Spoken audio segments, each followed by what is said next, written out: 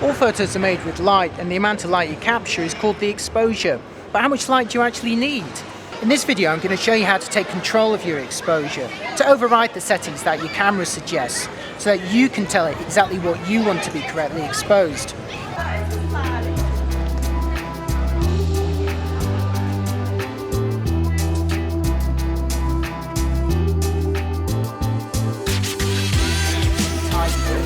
And then look at where you like the way this comes across.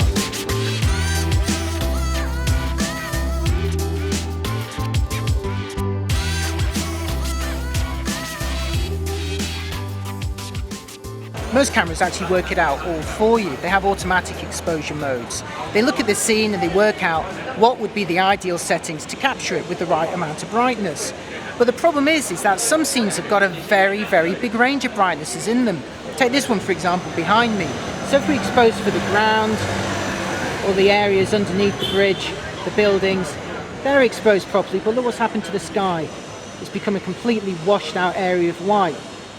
If I expose for the sky, to bring out those darker clouds, well, the sky looks nice now, but everything else has been rendered into silhouette. In this video I'm going to show you ways where you can actually trick the camera's exposure system into metering for exactly what you want it to expose for, or ways where you can fully take control and change the exposure yourself.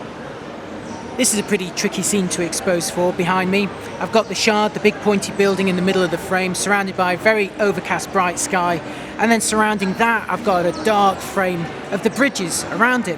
Now that dark frame of the bridges does work well to distract you from the sky, but still in this situation you probably do want to take a bit of control over the auto exposure. And the way you would decide on most camera phones is you actually tap the thing that you would like it to expose for. Tap the building to expose for that,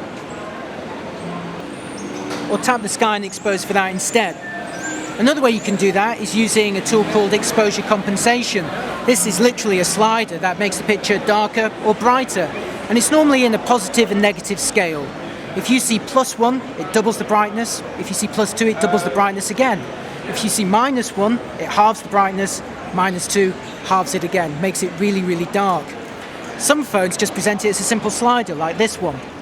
So I can push down to make the image darker, or push up to make it brighter.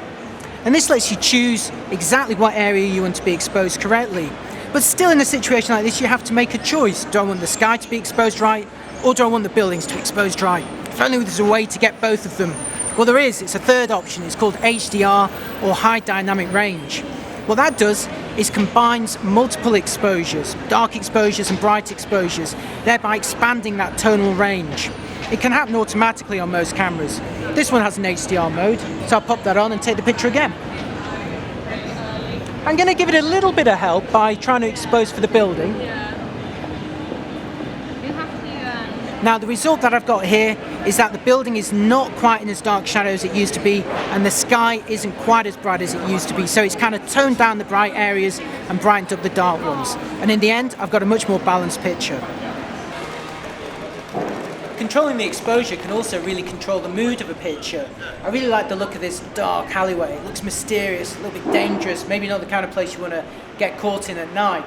What really drew me to it though were these lights illuminating the floor and the way they change colour. So here I've gone for a low angle which is more dramatic, and I really like the way that these lights illuminate the pavement here. I've positioned this bright area towards the end of the frame, approximately on one of the rule of thirds cross points. That draws your attention to it along these lines. And then it's just a matter of playing with the exposure. I could expose for the bright area at the back, or the dark area here, or adjust it up and down as desired. I'm going to do one that's dark. I'm going to do one that's light. I'm going to go for the HDR mode as well, for the best of both worlds. So here changing the exposure has been really useful for getting the mood that I'm after in this shot. So your camera may think it knows best in terms of exposure, but remember, you have the final say. Let it start off and give a suggestion as to how bright a picture should be, but if you think it's too bright, go ahead and make it a bit darker. If you think it's too dark, go ahead and make it a bit brighter. Remember to bring out the details that you want to see, the mood that you want to express. And if you're after the best of both worlds, why not try a bit of HDR? It really is up to you to use exposure to express the mood and the feel that you want for the picture. Remember, you're in control, so use it.